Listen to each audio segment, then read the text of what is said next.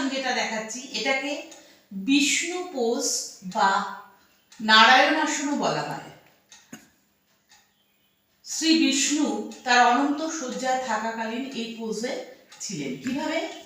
দুটো পাকে পায়ের উপর পা রেখে এই হাতটাকে সামনে রাখছি, শ্বাস নিতে নিতে পাকে তুলবো, নাও।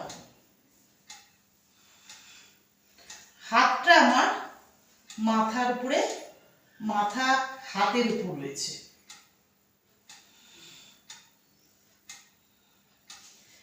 এতে কিন্তু শরীর অর্ধেকটা ভাঁজ হচ্ছে, ভীষণ উপকারী আমাদের স্পাইনের জন্য।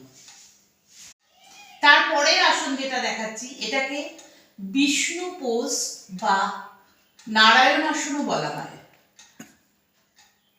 শ্রী বিষ্ণু তার অনন্ত শয্যায় থাকাকালীন এই পোজে ছিলেন। কিভাবে? দুটো পাকে পায়ের উপর পা রেখে এই হাতটাকে সামনে রাখছি, শ্বাস নিতে নিতে পাকে তুলবো, নাও।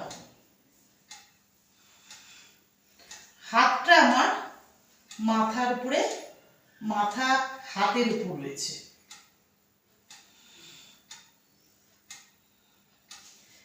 এতে কিন্তু শরীর অর্ধেকটা ভাঁজ হচ্ছে, ভীষণ উপকারী আমাদের স্পাইনের জন্য।